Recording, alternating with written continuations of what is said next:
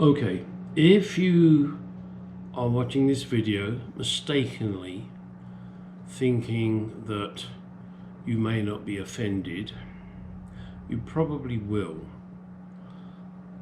The whole purpose of me doing this video is kind of a way things have changed, and it relates specifically to words.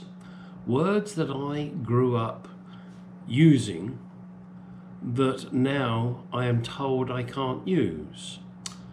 Well, you know what I say to that. Why do I do that? Well, it's just words, guys, but I don't know who, woke wankers or mimi mummies, I don't know. I don't even know what those fucking words mean. Woke or mimi, I have no fucking clue, and I don't care. But what ticks me off, what gets my goat, is words I used to use when I was a young man and that were on products that my family bought. I didn't buy them, I was a young lad, but you know, my parents bought. And the first one, of course, we all know, and get ready, nigger. Yeah. Oh no, he said nigger, not the N-word. But if you say the N-word, everybody knows you mean nigger. Now I know I've covered this previously in my other videos. I am not using it derogatorily. When someone worked really hard, back when I was a young person, you would say, damn, they work like a nigger. It was complimentary. It meant they worked really hard. It was not an insult to the person who had the dark skin.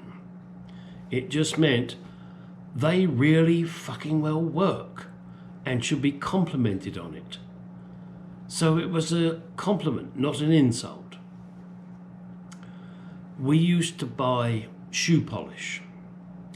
It was called nigger brown because it was approximately the colour of a nigger, a black person.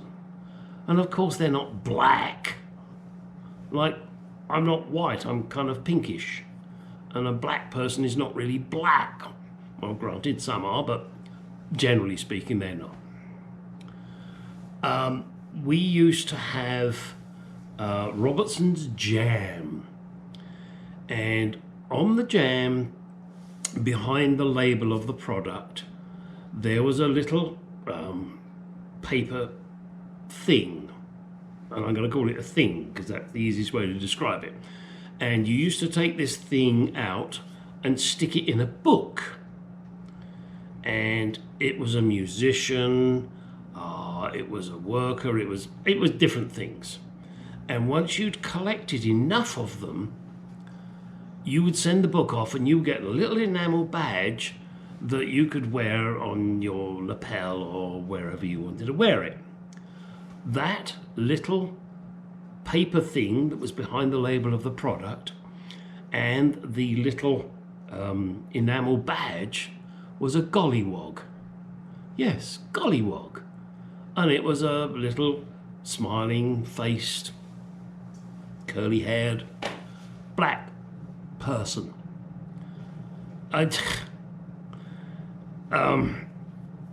There was also in England, and I don't know if it was in America or wherever else it was, a show. It was a very popular Sunday show. And I say Sunday because that's, I think, pretty much when people would sit and watch it. And it was the Black and White Minstrel Show. And it was white guys, I believe, generally speaking. I'm not saying they weren't any black, there might have been, but they were blacked up. And it was a very popular show. And it was singing and dancing, not something I liked, but my parents did, you know. And now, anybody now, you know, I don't know, they drag it up with politicians. Or, back in 1954 or 1960, you painted your face black. So what? It wasn't a problem. It wasn't offensive. It's these idiots today that have made it offensive. Same as they've made the Confederate flag offensive. It's not. All right. So we're at school, and I'm going back to when I was at school, and there were various races in my class, or in the school, generally speaking. As a child, we didn't think anything different about them, but we used terms to recognize them. We would say to an Indian, he's a dothead. Why?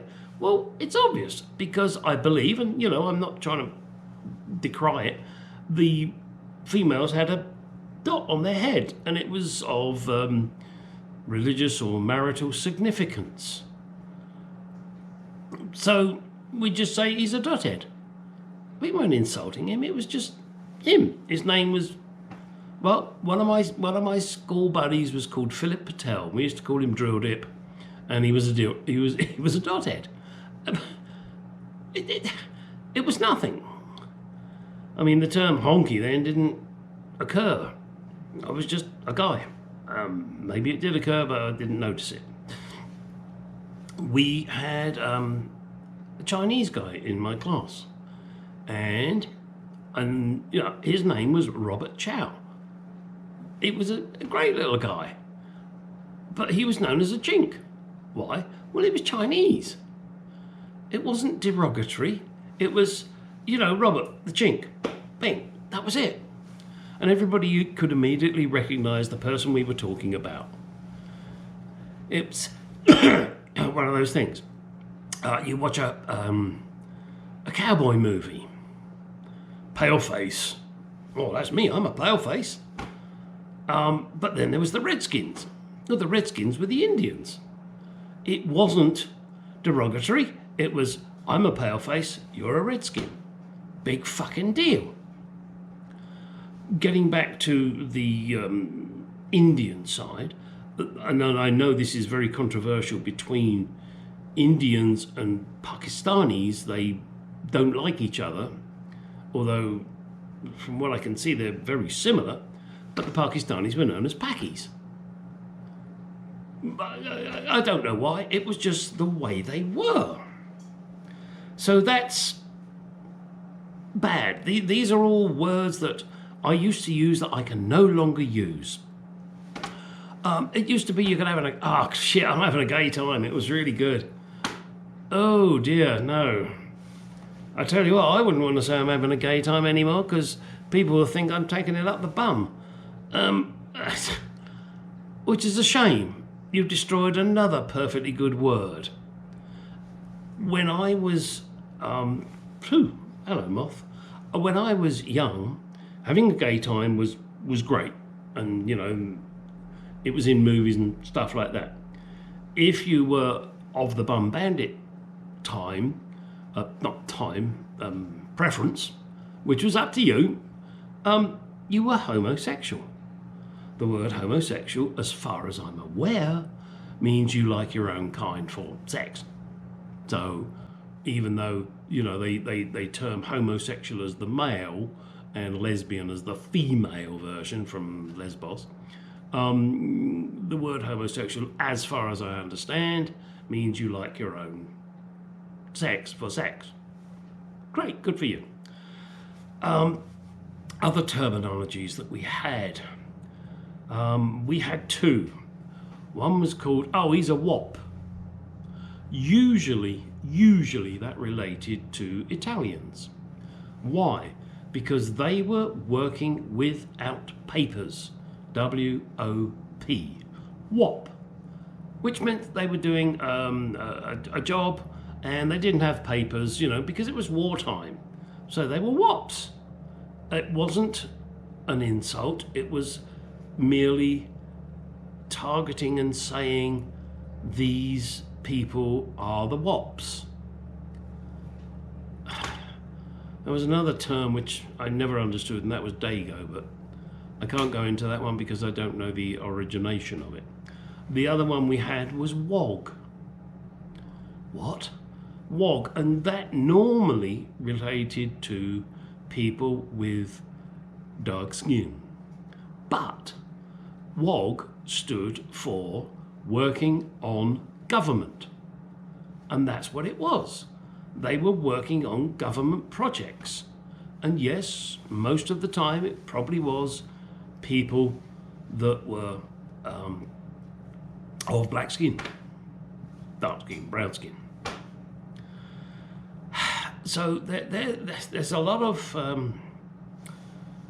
words out there that I used to be able to use, but now if I dare use them, I get told I'm a racist or whatever. Well, I'm not. I don't give a shit about the colour of your skin, the size of your penis, what you like to do in the bedroom with anybody, as long as it's consensual. And that's pretty fucking sad in my book. That I have to change? Why should I?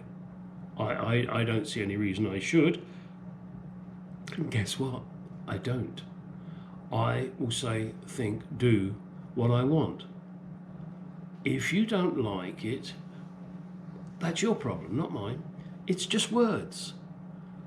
Get over it. It really is words. One of the classic word changes. Oh, this is a faux leather. You mean fake? Imitation, not real. You're trying to hide behind what I believe is a French word, faux. It means fake, imitation. My mother always used to use one, Ersatz, which I believe is German for fake, not real.